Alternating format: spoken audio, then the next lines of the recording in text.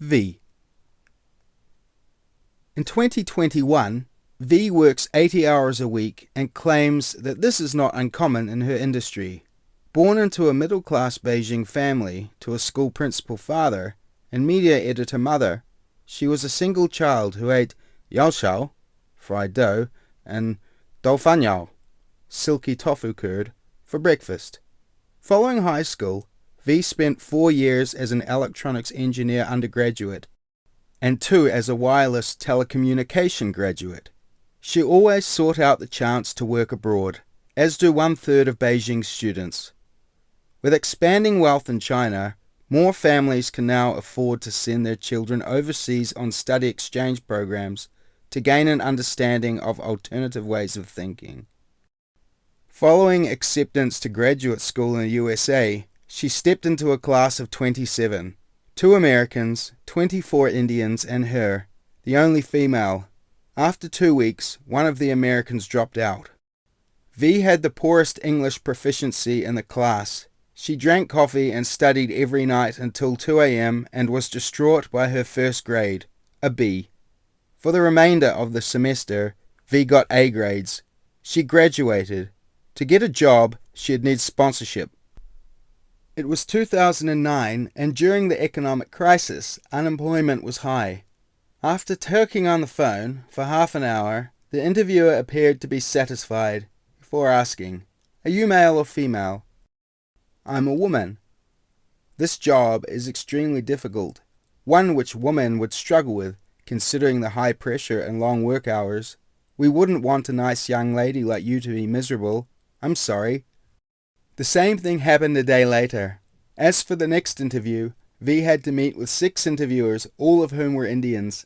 She was rejected again, but eventually got a job in Texas as a contractor and had to drive her 1994 Honda Accord 1,300 miles from San Diego to Dallas. 9 months on, the company terminated all contractor positions and V made the return trip, sleeping on a host family's floor before renting an apartment and finding a job. 7 months later, she moved back to Dallas, where her car blew a head gasket at the intersection before her new home base. The Chinese-born woman needed sponsorship from one of the USA's tech companies with predominantly foreign workers. Much like her first graduate class, the technical field is 95% men.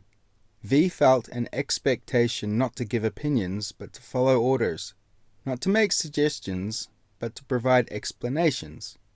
The hierarchy at her company is influenced by Indian culture due to its prevalence in the US commercial technology industry. The government allows STEM, science, technology, engineering, and mathematics, to hand out 65,000 H-1B work visas for foreigners, with 20,000 more put aside for specialist workers who cannot be found in the USA.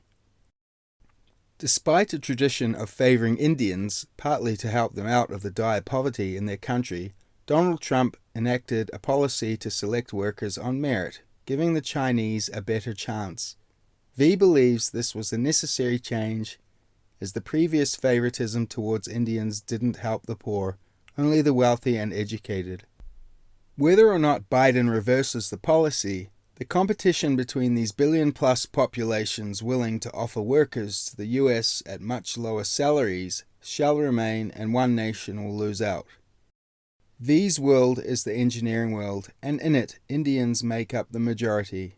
Many Indians have exquisite English-speaking skills, and India produces exceptional engineers. Workers from different castes have sued managers for discrimination. Chinese people mainly struggle with English, and the winner is the English speaker. Still, V keeps on rising, keeps on trucking.